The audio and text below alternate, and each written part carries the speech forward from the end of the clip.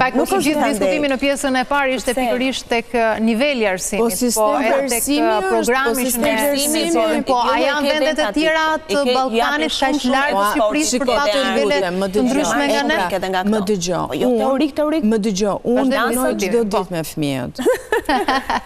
E di që kjo është nga ato tema ku ne nuk ndalemi kur, po pikërisht tek ai krahasimi. Jo, po di çaj nati kam shkollave shqiptare, kam shumë natë janë shumë teorike brikena. Janë të tmeshme. Po a kemi një diferencë kaq të madhe me vendet e tjera? Me Ballkanin jo, këtë them, me Ballkanin nuk është kaq diferencë. Ama me Italinë po, me Francën po, me sepse ta IQ-ja në fakt, sepse ta IQ-ja në fakt një nga pse si nxitet, po themi, kjo rritja e nivelit është çoje fëmijën tënd të bëjë një instrument muzikor. Dhe sigurisht këtu shkoj tek ajo që thot Migeli, që patjetër që institucionet rreth nesh, dhe po flas për institucione publike, nuk janë kaq të organizuara, në mos nuk janë fare të organizuara në mënyrë që fëmija të shkojnë në shkollë dhe fiskulturën apo edukimin fizik të mos e bëjë me zyshën që bën lëndët e tjera. Sigurisht ka ndryshuar kjo gjë, po prap quhet periferike. Që këtu do të thot nuk kemi atë nivelin e duhur të ndërgjegjes, që edukimi fizik në fakt është shumë i rëndësishëm. Nuk kemi ne lënd arti në shkollë. Pra ne kemi një teatr që e bëjnë si e bëjnë dhe pa mësues teatri, fëmijët që shkojnë në shkolla publike nuk luajnë asnjë lloj instrumenti përveç atyre shkollave që janë muzike dhe të gjitha këto janë pengesa të jashtëzakonshme që një fëmijë të mund që në shkollë t'i prek të gjitha dhe të rritet, sepse kur themi një instrument muzikor do të thotë ta kultivosh fëmijën, një notat, një kompozitor, një muzikë, pra nuk është kaq bazike që unë kam qef, po e çoj gocën në piano, jo. Ne po flasim në fakt kryesisht për të rinjtë, po skepticizmi në fakt në rrjetet sociale nisej pikërisht edhe nga kush e ka kryer testin e IQ-s, edhe a ndryshon kjo në bazë të grup moshave, pra kemi në grup mosha cilat mund të jenë më inteligjente dhe ndoshta do duhet na përfaqësonin pikërisht në këto teste që bëhen edhe që matin koeficientin e inteligjencës? Brikena, unë besoj se këto interpretime, diskutime dhe polemika që lindin e vdesin kryesisht në rrjetet sociale janë çështje të vetë ngushëlluarit. Ne nuk duhet të gjejmë mënyra për t'u inkurajuar. Ne duhet të gjejmë mënyra për t'u përmirësuar dhe për t'u rikuperuar. Është e vërtetë ajo që thot Anisa, që sigurisht që incentivime dhe mënyra për të ushqyer dhe rimbursuar këtë që ne kemi sot të ulët, e që është aktiviteti jon i inteligjencës jo natyrale, po asaj e cila kultivohet dhe orientohet, është edhe aktiviteti intelektual. Kjo hynte në kriteret dhe objektivat kryesor dhe sigurisht në aktivitetet intelektuale hyn edhe të tilla si muzika klasike, të mësuarit e instrumentit, por dalim sërish te sistemi dhe jo te individi. Ne nuk mund të drejtojmë gishtin e akuzës as tek familja, as tek prindrit vetëm në mënyrë të izoluar, as tek shkollat, as tek pedagogu në mënyrë kaq epizodike. Nuk është kjo. Sistemi është orientues. Prandaj ne nuk do duhet ta rrezikojmë diskutimin këtu. Meqense po flasim për shkollat që janë teorike dhe me të drejtë sociologa në këtë rast e vënë dukje këtë, unë ju kujtoj që në shkollat shqiptare ka një kompjuter për 20 nxënës. Meqense jemi tek teoria, praktika, tek shkenca, ajo që do duhet zhvillojmë dhe incentivimi që vjen së lart. Këta fëmijë, edhe nëse do duan të shprehin, edhe nëse do duan të zbulohen dhe të ekspozohen, këto mundësi kanë. Edhe ai prind i cili mund të dojë që ta çojë fëmijën në flautë, në piano, siç kam mbaruar unë dikur, po unë kisha një incentivim shtetëror. Unë vi nga Kosova dhe atje liceu i thoni ju, ne i themi shkolla e ulët e muzikës, është në çdo qytet dhe shumë e zhvilluar edhe i ofron fëmijët. I ofron me programe, i ofron me koncerte, i ofron duke shkuar në shkollat fillore për t'i stimuluar këta fëmijë, për ta parë sa i bukur mund të jetë ushqimi i jetës me një instrument dhe me muzikë klasike, dhe ne kemi mbaruar ciklin 7 vjeçar. Vërtet që na ka ushqyer intelektualisht, por nuk ka shkuar prindi im në një kurs privat të më orientoj, të paguaj dhe të investoj, sepse ndoshta ka qenë pamundësi financiare e tij. Siç mund të jetë sot pamundësi financiare e shumë prindërve që po na ndjekin, dhe unë nuk besoj që ka prind që nuk ka vullnetin, dëshirën që t'i ushqej intelektualisht fëmijët dhe të investoj për ta. Po ka prindër që e kanë këtë pamundësi.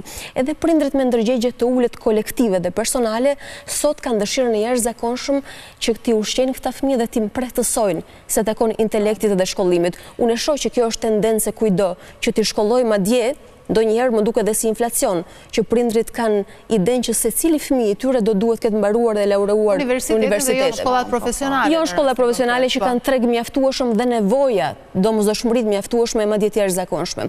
Kështu që unë nuk e lë gishtin e fajit as tek prindrit, as te individi, as te pedagogu, aq më pak në mënyrë krejt minimaliste te vetnxënësi, sistemi dhe orientimi që vjen së lartë. Prandaj shteti ka piramidë dhe ka hierarki të funksionuari. Atje do duhet adresojmë përgjegjësitë. Çfarë ka që nuk shkon, do thënë, mes shtetit dhe privatet, sepse unë kam zonës në akademi që janë shumë talentuar dhe sapo u kthym nga Biena me 10 kupa. Ndërkohë që ishte era parë që përfaqësoi Shqipëria atje. Por çfarë ndodhi? Gjithë fëmijët që ishin në shkolla private i morën bursa. Dorëzuan kupat, certifikatat, medaljet dhe i ofroi bursë. Disa me 50% e disa 100%.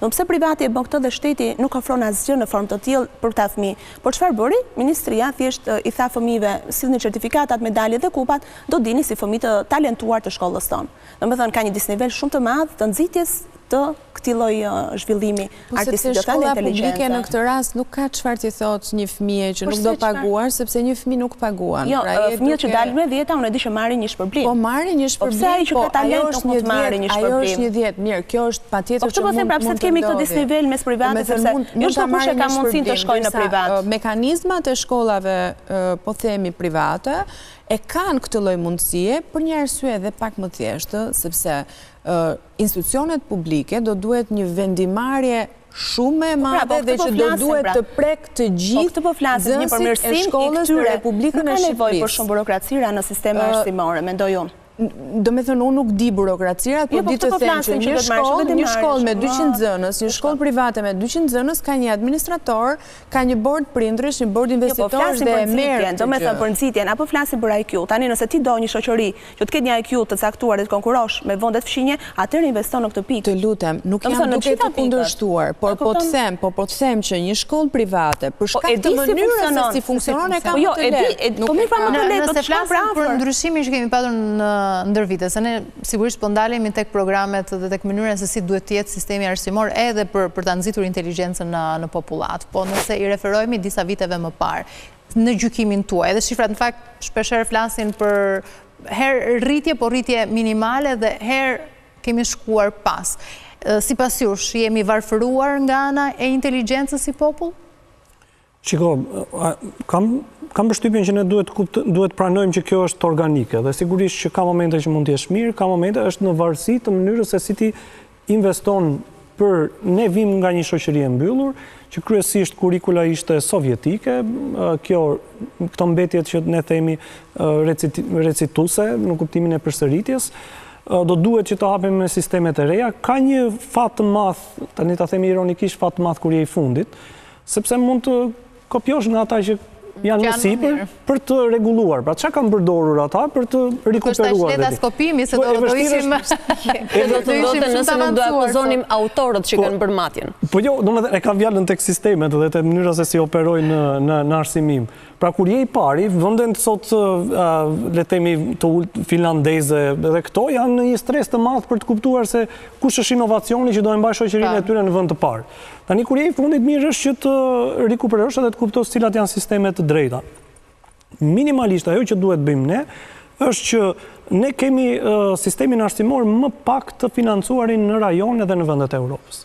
Tani përveç se jemi më me shumë probleme, ne refuzojmë të çojmë edhe para për të rregulluar ato probleme dhe kjo kam përshtypjen që na fut në një cikël të pazgjidhshëm, që ne kemi probleme dhe i trashëgojmë ato vit pas viti duke mos e financuar sistemin arsimor. Është e pa kuptim që çfarë do ne që të themi këtu, është e pa kuptim që diçka do ndryshoj nëse tek problemi ne nuk çojmë më shumë, le të themi, para dhe investime, të cilat de fakt mund të përktheheshin më pas në standarde. Sigurisht që ka vend të flasim për transparencë, për antikorrupsion, mbasi këto para mund t'i jepen ose injektohen sistemit, por është shumë e vështirë. Domethënë të bëhemi optimistë dhe të le të themi, ndonjëherë bëhemi edhe kështu të dëshpëruar, mendoj unë kur i flasim ndërgjegjes së prindërve, se e dim që asnjë gjë tjetër nuk do funksionojë.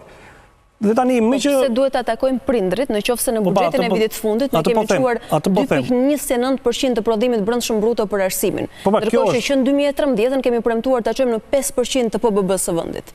Kjo Dhe është është 2025 sot, Mirgen. Jam dakord me ty. Prandaj nuk jam për ta vetë ngushëlluar veten, por për të çuar kritikën atje ku duhet.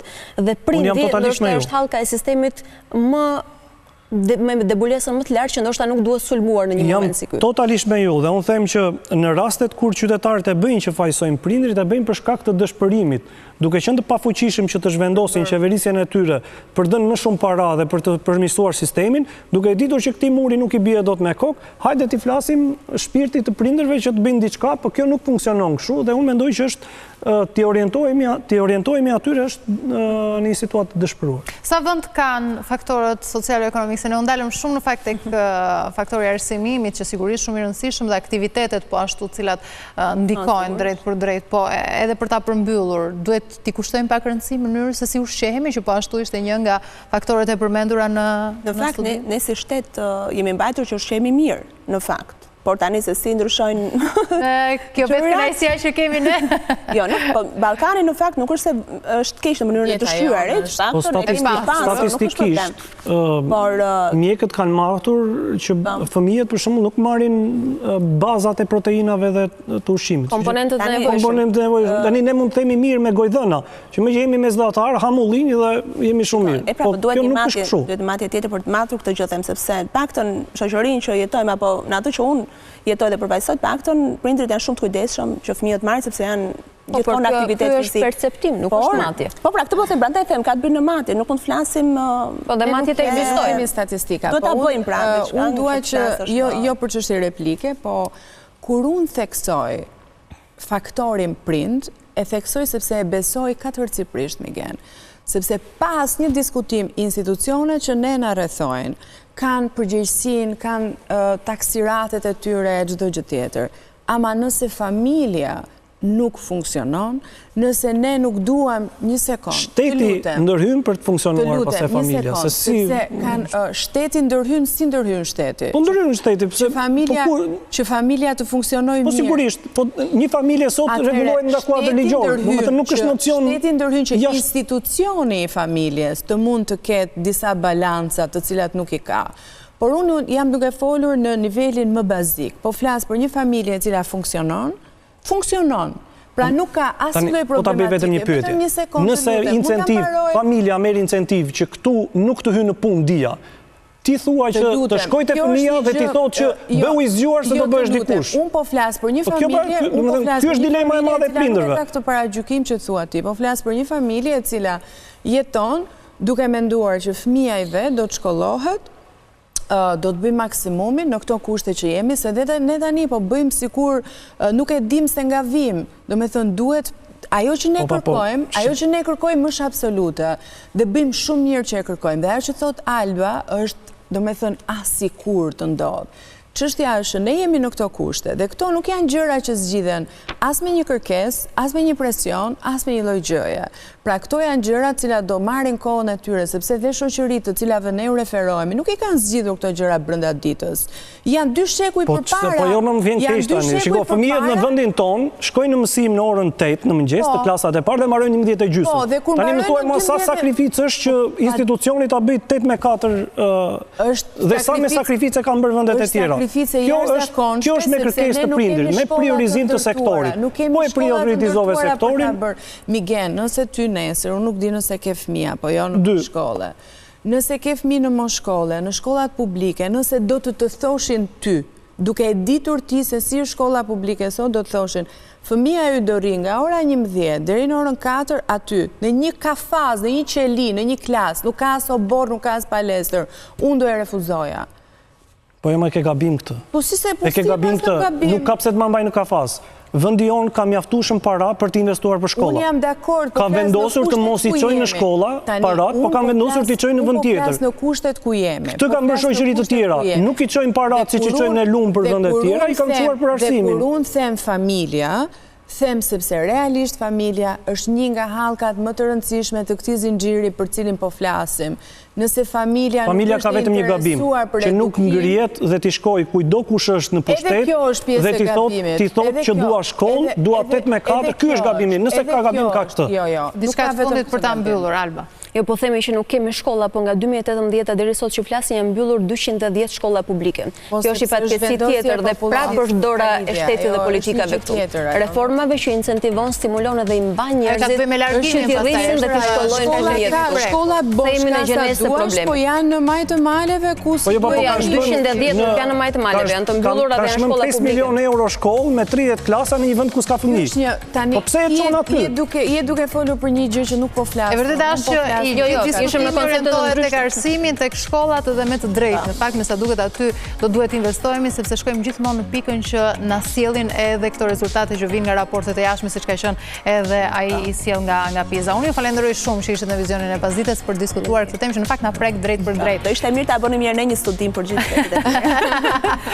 Sigurisht do ishim në vend të parë me vetë kënaqësinë që kemi dhe që e përmendëm që në nisje. Ju falenderoj edhe juve të nderuar teleshikues që ndruat me ne. Mos u ndani nga ekrani i Vision Plus, ju e dini që sot është edhe takimi i Ferma VIP në orën 21. Bashkë takojmë sërish nesër.